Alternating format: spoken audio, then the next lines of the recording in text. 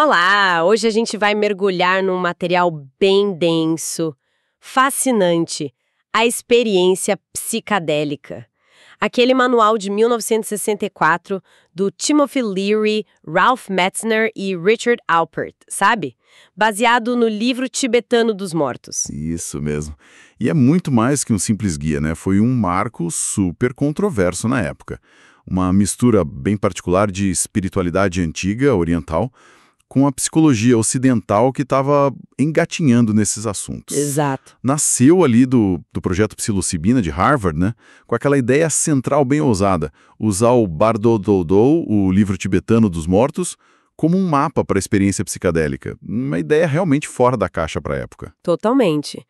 Então, o nosso objetivo aqui é tentar desvendar as ideias principais do livro, o impacto cultural que ele teve e o legado complexo que deixou.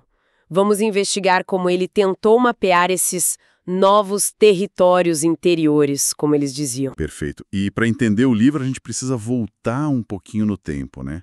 Para o início dos anos 60. Sim, era uma época de muito interesse da psiquiatria em substâncias como o LSD, a psilocibina, e, ao mesmo tempo, uma efervescência cultural enorme acontecendo.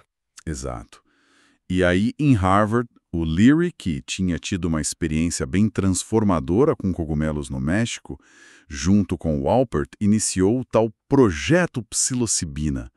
Isso entre 1960 e 63, mais ou menos. Eles tinham uma inspiração forte no Aldous Huxley também, né? Com certeza. E fizeram os experimentos que ficaram bem famosos.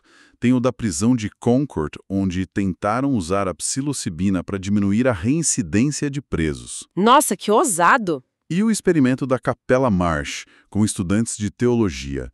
Muitos relataram experiências místicas profundas, comparáveis às descritas por santos e místicos ao longo da história. Uau! Mas essa fase acadêmica não durou muito, né? Não mesmo. O projeto começou a receber críticas muito pesadas. Primeiro, questionaram o rigor científico. Faltava controle, sabe? O básico, como grupo controle, duplo cego. Essas coisas. Entendo. O método não era lá muito ortodoxo para a academia.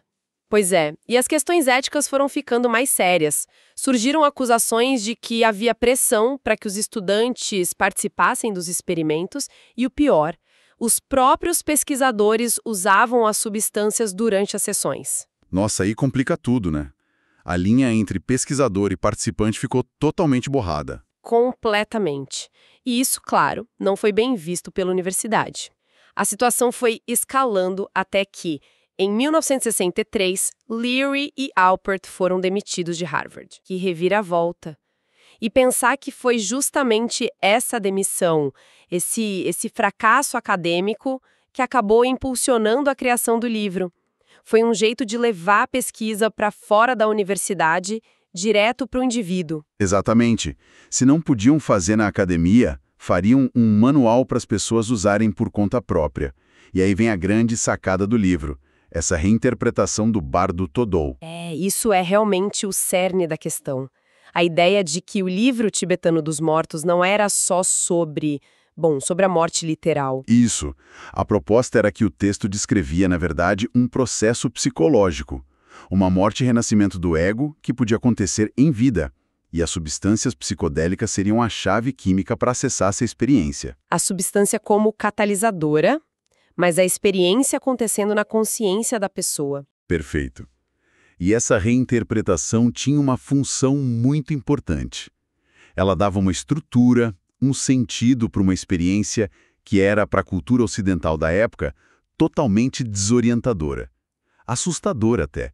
A dissolução do ego podia ser facilmente confundida com psicose. Claro, não tinha um mapa para isso, né? Nenhum. Então, usar um texto antigo, sagrado, reverenciado, como o Bardo Todou, deu uma legitimidade, um peso espiritual para a coisa toda. Serviu para dizer, olha, isso não é loucura, é um processo conhecido, mapeado há séculos em outra cultura. Faz todo sentido. E como eles fizeram essa adaptação na prática? como os bardos se encaixaram na experiência psicodélica? Bom, eles basicamente mapearam os 3 estágios principais do livro tibetano para fases da viagem psicodélica. O primeiro bardo, o Sikai Bardo, Sim, seria o momento inicial, aquela dissolução do ego, a perda dos referenciais normais, que podia levar a uma experiência de transcendência, a chamada luz clara da realidade. A instrução fundamental ali era: entregue-se, não lute contra, apenas observe, renda-se ao fluxo. entendi. A rendição como chave para a primeira fase. E depois? Depois viria o Shonin Bardo. Essa seria a fase das visões. Visões que podiam ser celestiais ou aterrorizantes, muito intensas. Eles chamaram de aparições kármicas, pegando o termo do livro. Aparições kármicas, no sentido de que refletiriam o conteúdo da mente da pessoa. Exatamente. Tendências mentais, medos, desejos, tudo projetado para fora de forma muito vívida. E a instrução aqui era: reconheça tudo isso como projeção da sua própria mente. Não se apegue nem fuja.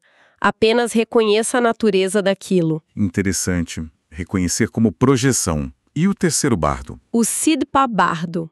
Esse seria o estágio do retorno.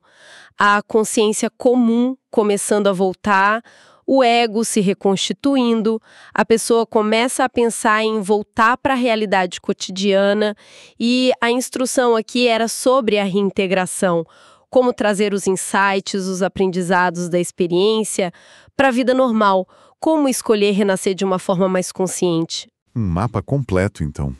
Dissolução, visões e reintegração. Bem estruturado. Sim, uma tentativa de dar ordem ao caos aparente da experiência. E além dessa parte, digamos, mais filosófica ou espiritual, o livro trouxe contribuições bem práticas, né? Que são usadas até hoje. O tal do 7 e 7. Ah, sim. Sem dúvida. Essa talvez seja a herança mais duradoura e universalmente aceita do livro. 7 e setting. Explica pra gente um pouco melhor o que é cada um. Claro. 7 é o estado interno da pessoa. Sua mentalidade, personalidade, o que ela espera da experiência, qual a intenção dela, o preparo psicológico. Tudo que está dentro da cabeça dela antes de começar. Ok, o estado de espírito, a bagagem pessoal. E o setting? Setting é o ambiente externo, onde a experiência acontece. O lugar físico é seguro, confortável, quem está junto, tem música, qual o clima social e cultural em volta. Tudo isso é o setting. Entendi. E a grande sacada foi perceber que esses 2 fatores eram tão ou mais importantes que a própria substância. Exatamente. Isso mudou o foco. Antes pensava-se muito na farmacologia, na dose. Larry e Alpert disseram: não, a droga é só um gatilho, um catalisador. O que realmente molda a experiência, se ela vai ser positiva, negativa, transformadora ou assustadora, é a combinação do seu estado interno com o ambiente externo, o set e o setting. E isso levou diretamente à ideia do guia, né?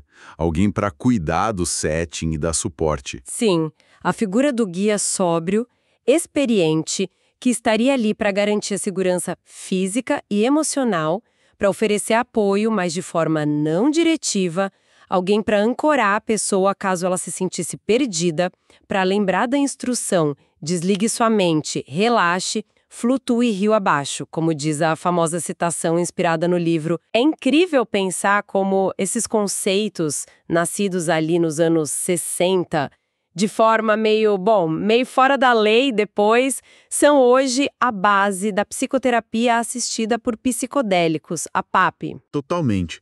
Os protocolos clínicos modernos de PAP levam o set e setting extremamente a sério. Preparação cuidadosa do paciente, set. Ambiente terapêutico controlado e acolhedor, setting. Presença constante de terapeutas treinados, guias. É a formalização clínica daquilo que Leary, Metzner e Alpert propuseram de forma mais, digamos, selvagem. Essa conexão é fascinante.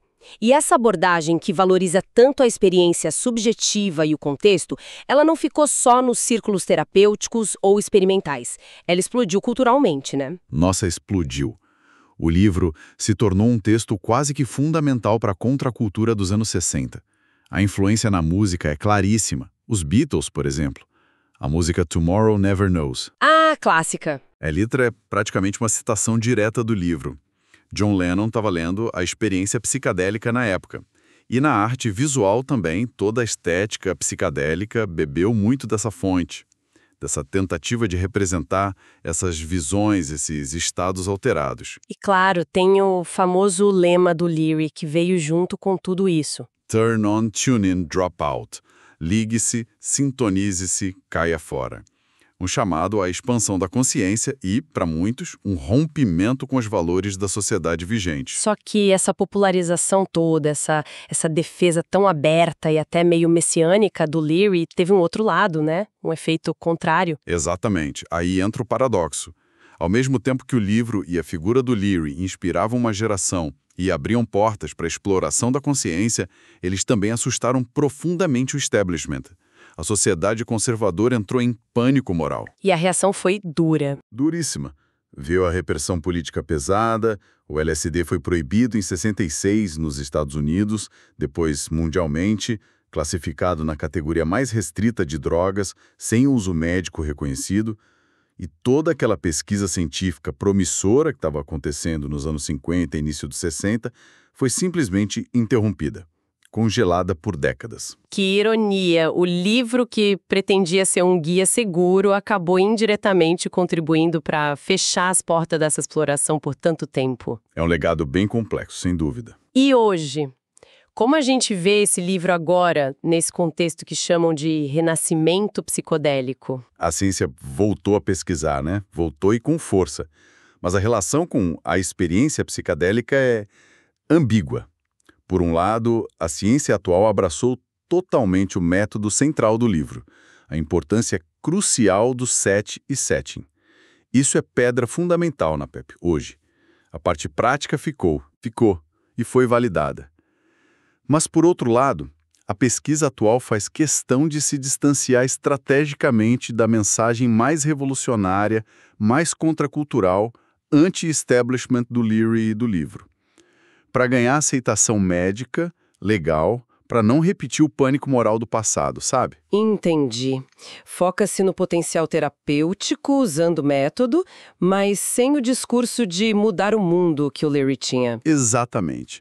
E hoje temos ferramentas que eles nem sonhavam, como a neurociência.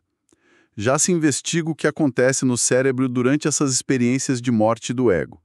Há estudos mostrando, por exemplo, uma diminuição na atividade da chamada rede de modo padrão, ou DMN. A DMN, aquela rede cerebral que está mais ativa quando a gente está divagando, pensando sobre nós mesmos. Essa mesma, parece que ela se aquieta durante essas experiências de dissolução do ego, o que faz sentido. Então, hoje a gente olha para o livro e vê, foi seminal, pioneiro em muitas ideias, visionário em certos aspectos, mas também falho, sem o rigor científico que esperamos hoje, e com um legado manchado pela controvérsia pela forma como foi divulgado. Não faltam críticas também, né? Hunter S. Thompson, por exemplo, achava o livro perigoso. É, uma figura controversa até o fim. Então, para a gente ir amarrando, a experiência psicadélica foi essa tentativa muito audaciosa, né, meio profética, meio problemática talvez, de criar um mapa para esses territórios internos que eram, e ainda são, em grande parte, desconhecidos. Uma tentativa corajosa, sem dúvida. E o mais impressionante é como alguns conceitos-chave, como set e setting, se mostraram tão resilientes, tão fundamentais, que continuam sendo a base para navegar nessas experiências até hoje. Exato. E eu acho que, mesmo com todo o avanço da neurociência, da psicologia, as perguntas essenciais que aquele livro levantou lá atrás, elas continuam muito vivas. Como a gente pode navegar por estados não ordinários de consciência de forma segura e produtiva? Como integrar os aprendizados dessas experiências na nossa vida? São questões que ainda estamos tentando responder. Verdade. E talvez fique aqui uma reflexão final, né? pensando nessa ideia central do livro, de que maneira pegar uma estrutura tão antiga, tão simbólica, como o livro tibetano dos mortos, e aplicar ela a uma experiência que é tão profundamente pessoal, íntima e potencialmente caótica como é induzida por um psicodélico. De que forma isso pode realmente mudar o significado e o resultado dessa vivência para a pessoa? Algo para se pensar.